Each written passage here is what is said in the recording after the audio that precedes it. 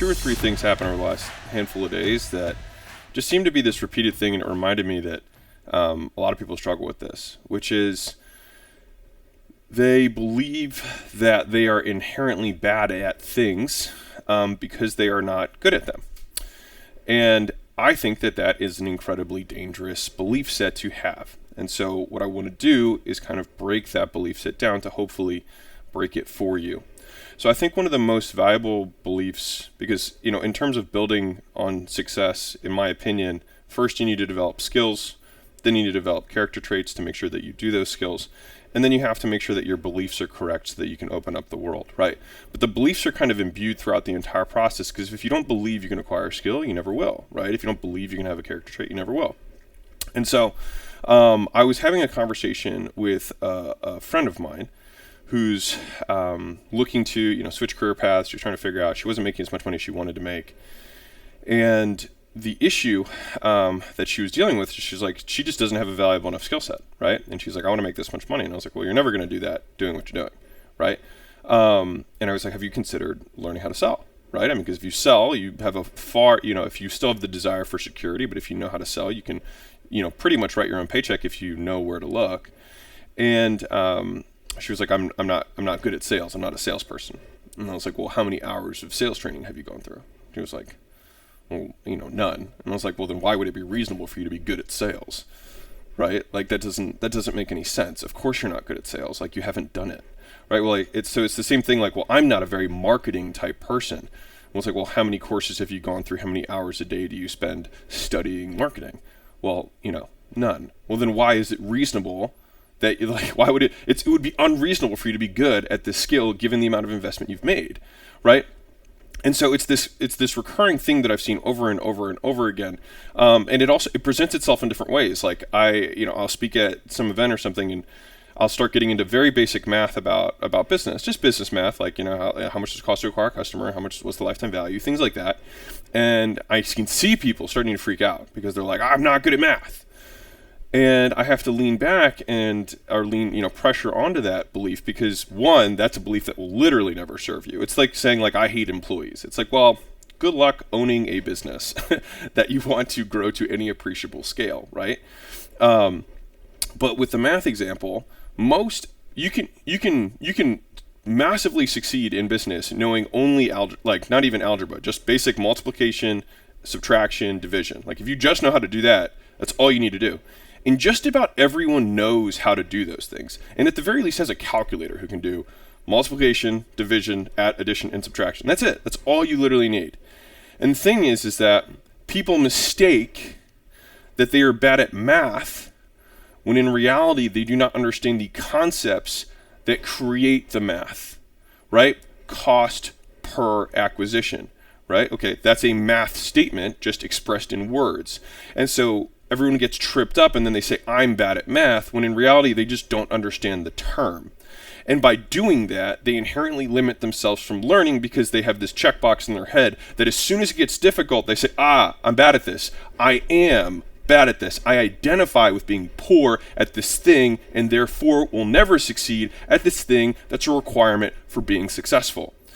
And so I think that for me, one of the cornerstone beliefs that has helped me a tremendous amount, I just want to share it with you, is that if someone can, therefore I can.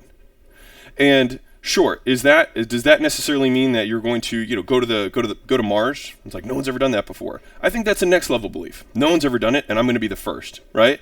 But I think if you can at least just believe that if someone has done it, it is therefore possible, and therefore I can do it too if I do the same things. And the nice thing about actions is that they are agnostic to your level of deservingness and skill. What I mean by that is, if you spend an hour a day practicing sales, over a year, you will likely be in the top 10%, 5%, 2% of people because most people do nothing. Most people do absolutely nothing except for deal with their emotions on a regular basis and procrastinate and give themselves reason for why they are not successful besides the obvious one, which is that it is not reasonable that they would be successful given the amount of time and effort they've put in to achieving it. And so I the only reason for this is because I had that conversation. I spoke at the mastermind where the girl talked about not understanding the math. And there's just so many repeated events like this where it's like, can you ask yourself with reason, would it be reasonable for me to be good at this skill given the investment I've made? And as a corollary, as an antithesis to that example, I've got an 18-year-old kid who lives across the street from me, and I sort of, semi-mentor him. He's a good kid. He works super hard. A lot of hustle. And the thing is he's too young to know that he can't do things yet. And what that does is it makes him incredibly dangerous because he hasn't been slapped in the face by the world yet. And so he believes that he can accomplish anything. He has no reason to think otherwise. And so I've been actively trying to speak that into him. And now he's wholesaling real estate right now. He's 18 years old, right? I love this, right? And how did he do it? He watched YouTube videos for free, right? And then he picked up cold calling because I was like, this is a book you need to read for cold calling.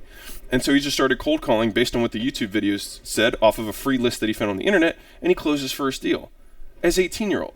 And so does he have an inherent skill? No. But what I did was I prepared him mentally by saying, like, you're going to suck at this for a very, very long time. And eventually, after doing it so many times, it will be unreasonable for you to suck, and at that point you will be good. Right? And so I think if we can all approach the skills that we feel like we are deficient in with that kind of concept of course I am going to suck. It would not be reasonable for me to be good. But if I do these actions, it would over time be unreasonable for me to be bad at these things. And I think by doing that, you unlock a different ability to learn and by extension, grow. And so anyways, I hope you find this valuable. It's a belief set that I find repeated, especially in people who are smaller business owners who are getting started, etc. And it drives me nuts because it's just saying that you can't do something before you've even started. And that's why people spend so long in the beginner stage, is because they inherently dispel away their ability to learn and get better. Because they say, well, I'm not good at that. Well, obviously you're not good at that. You have not done it. Duh. And so, anyways, I hope you find this valuable. I hope you share it or tag an employee who you feel like needs to invest in a skill and is afraid of it, or somebody who is bad at math but has never tried or learned it, or bad at drawing.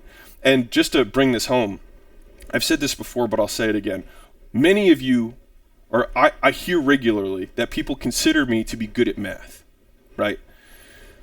Until I was 23, I thought I was horrible at math. I need you to understand this. I believed I was horrible at math.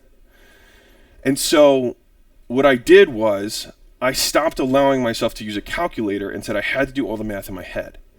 And what ended up happening is I got a lot of stuff wrong for a long time. But over time, I started to get better at math because I did everything in my head. And now people are like, dude, you're so good at doing mental math. But I spend every day not using a calculator for almost every calculation I make so that I can get better. And now it seems really cool because I can do a lot of math in my head pretty quickly.